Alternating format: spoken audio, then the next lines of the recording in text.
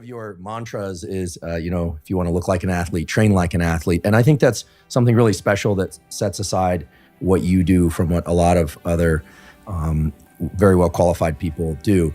And in terms of the use of weights and resistance, whether or not it's body weight or weights in the gym or pulleys versus cardio, in terms of overall health, aesthetics, and athleticism, is there a way that you could point to, the idea that maybe people should be doing, 50% resistance training and 50% cardio?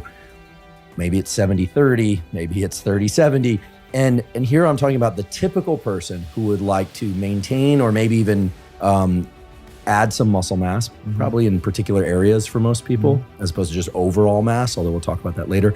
And people who want to maintain a relatively low body fat percentage and be in good cardiovascular health. What's the sort of contour of a basic program that anybody could think about as a starting place?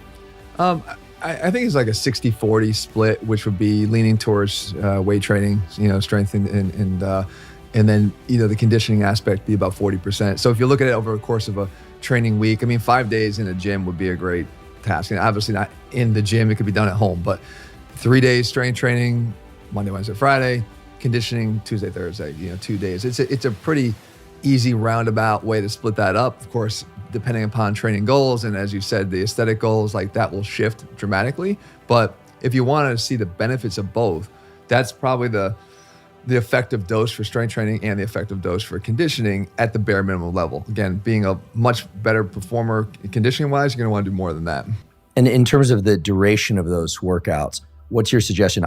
I've been weight training for about 30 years, running for about 30 years, and mainly for health, and have found that if I work hard in the gym or at resistance training for more than 60 minutes or so, it's very hard for me to recover. I start getting colds. I start getting weaker from workout to workout.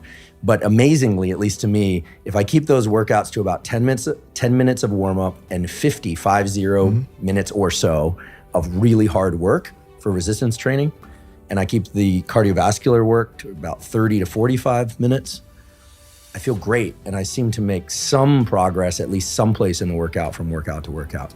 Yeah, those are good numbers because those are kind of numbers that we usually preach. We try to keep our workouts to an hour or less if possible. Now, depending upon the split that you're following, if you're on a total body split, there's just gonna be more that has to be done in a given amount of time. And again, if you're training primarily for strength, that could prolong the workout because the longer rest times in between sets. But in general, when you're not focused on that one aspect, but the overall health picture, then you can get the job done in under an hour. And again, I always say, on top of if you want to look like an athlete, train like an athlete, is you can either train long or you can train hard, but you can't do both. And I really believe that the focus for me, I have a busy life. I have a lot of other things that I do, believe it or not. And it's like, I want to go hard and I want to go get out. And I find that my body also responds to that. And I think a lot of guys' bodies respond to that. And particularly as you start to get older, I think it's the length of the workout that actually causes more problems than the intensity of what you're doing. Particularly if you're warmed up properly, like you said. I've found personally that my warm-up has had to become more of an integral part of my workout than it ever has before. I could get in the gym when I was 20 and I'm going right over, I'm doing the 1 set, 2 sets, I'm ready to go, and I never do another workout warm-up set for any of the other exercise I do the rest of the day. That's not true anymore, and I found that as long as I'm willing to sort of give myself a little bit of a warm-up, the intensity is not what bothers me. I'm very much in control of the weights that I use and it doesn't bother me. But if I start to go pretty long, I start to feel achy or I start to have problems. So again, depending upon age, that also plays a factor in the length. But again, I think everybody can achieve on a standard program, can achieve the results that they want within an hour.